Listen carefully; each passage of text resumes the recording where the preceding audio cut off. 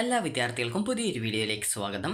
ഈ വർഷത്തെ +1 higher secondary SAY improvement compartment വിഭാഗം പരീക്ഷാ ഫലങ്ങൾ പ്രസിദ്ധീകരിച്ചതിന് ശേഷം വിദ്യാർത്ഥികൾക്കുള്ള റീവാലുവേഷൻ, സ്ക്രൂട്ടിനി, ഫോട്ടോ കോപ്പി എന്നിവയ്ക്കായിട്ടുള്ള അപേക്ഷ സമർപ്പിക്കുന്നതിനായിട്ടുള്ള അവസാന തീയതി ഇന്ന് അവസാനിക്കും. അപ്പോൾ മെയ് 12-ാം തീയതി വരെയാണ് വിദ്യാർത്ഥികൾക്ക് ഈ ഒരു +1 higher secondary SAY improvement compartment വിഭാഗം ഈ ഒരു റീവാലുവേഷൻ, സ്ക്രൂട്ടിനി, ഫോട്ടോ കോപ്പി എന്നിവയ്ക്കുള്ള അപേക്ഷ സമർപ്പിക്കുന്നതിനായിട്ടുള്ള അവസാന അവസരം. വൊക്കേഷണൽ ഹയർ സെക്കൻഡറി വിഭാഗത്തിലുള്ള വിദ്യാർത്ഥികൾക്കും ഇന്ന് തന്നെയാണ് ഈ ഒരു അപേക്ഷ സമർപ്പിക്കാനുള്ള അവസാന അവസരമുള്ളത്.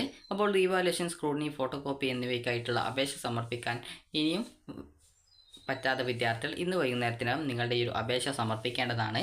അപ്പോൾ റീവാലുവേഷൻ അപേക്ഷിച്ച് കഴിഞ്ഞാൽ നിങ്ങൾക്ക് മാർക്ക് കുറയുമോ എന്ന് പല വിദ്യാർത്ഥികളും ചോദിച്ചിട്ടുണ്ടായിരുന്നു. അപ്പോൾ മാർക്ക് കുറയുന്നതല്ല, അഥവാ നിങ്ങൾക്ക് കുറഞ്ഞാലും നിങ്ങളുടെ കൂടിയ മാർക്കാണ്. അതായത് ഇപ്പോൾ നിങ്ങൾ ഇംപ്രൂവ്മെൻറ്റ് പരീക്ഷയിൽ നിങ്ങൾക്ക്, അതായത് ഇപ്പോൾ റിസൾട്ട് വന്നതിൻ്റെ ആ ഒരു പരീക്ഷയിൽ നിങ്ങൾക്ക് എത്ര മാർക്കാണോ കിട്ടിയത്, ആ ഒരു മാർക്കാണോ അല്ലെങ്കിൽ റീവാലുവേഷന് ശേഷമുള്ള ആ ഒരു മാർക്കാണോ കൂടുതൽ, ഏത് മാർക്കാണ് കൂടുതൽ അതാണ് നിങ്ങളുടെ മാർക്കായിട്ട് പരിഗണിക്കുക.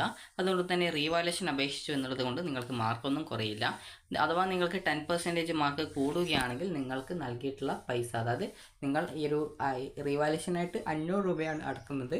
അപ്പോൾ ഈ 500 രൂപ നിങ്ങൾക്ക് തിരികെ റീഫണ്ടായിട്ട് കിട്ടുന്നതാണ്. 10% എന്ന് പറയുമ്പോൾ 60 മാർക്കിൻ്റെ സബ്ജക്റ്റിന് റീവാലുവേഷന് മുമ്പുള്ള മാർക്ക് ഇപ്പോൾ 30 ആണെങ്കിൽ ഈ ഒരു 60-ൻ്റെ 6 10% മാർക്ക് എന്ന് പറയുമ്പോൾ അത് 6 മാർക്കാണ്.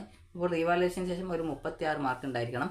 അതുപോലെ തന്നെ 80 മാർക്കിൻ്റെ സബ്ജക്റ്റ് ആണെങ്കിൽ നിങ്ങൾക്ക്, അതായത് 80 മാർക്കാണെങ്കിൽ അതിൻ്റെ 10% എന്ന് പറയുമ്പോൾ റീവാലുവേഷന് മുമ്പ് നിങ്ങൾക്കൊരു 20 മാർക്കാണെന്ന് വിചാരിക്കുക. അപ്പോൾ റീവാലുവേഷന് ശേഷം 10% എന്ന് പറയുമ്പോൾ 80-ൻ്റെ 10% എന്ന് പറയുമ്പോൾ 8 മാർക്കാണ്.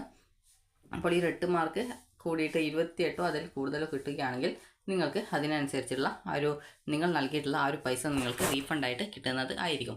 അപ്പോൾ അതുകൊണ്ട് തന്നെ വിദ്യാർത്ഥികൾ ശ്രദ്ധിക്കേണ്ട പ്രധാനപ്പെട്ട കാര്യമെന്ന് പറയുന്നത് റീവാലുവേഷൻ, അതുപോലെ തന്നെ സ്ക്രൂട്ടിനി, അതുപോലെ ഫോട്ടോ കോപ്പി എന്നിവയ്ക്ക് അപേക്ഷ സമർപ്പിക്കുന്ന വിദ്യാർത്ഥികൾ ഉണ്ടെങ്കിൽ ഇന്ന് വൈകുന്നേരത്തിനകം നിങ്ങളുടെ അപേക്ഷകൾ സ്കൂളിൽ നൽകാനായിട്ട് ശ്രദ്ധിക്കുക.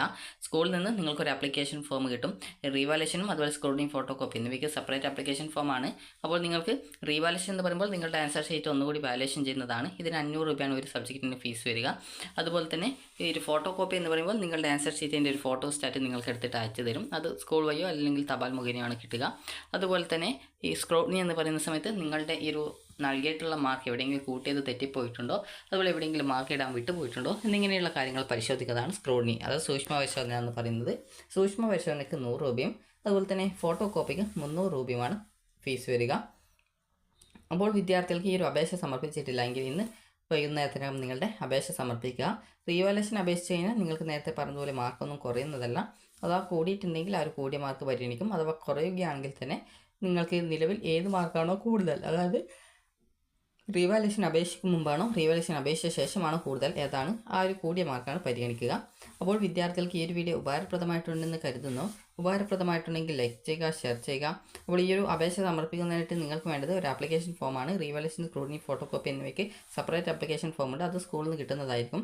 അത് വാങ്ങി ഫില്ല് ചെയ്ത് നിങ്ങൾ ഏതൊക്കെ സബ്ജക്റ്റുകളാണ് റീവാലുവേഷന് കൊടുക്കുന്നത് അതിൻ്റെ ഡീറ്റെയിൽസും കാര്യങ്ങളൊക്കെ കൊടുത്ത്, അതുപോലെ തന്നെ നിങ്ങളുടെ റിസൾട്ടിൻ്റെ ഒരു പ്രിൻ്റ് ഔട്ട് കൂടി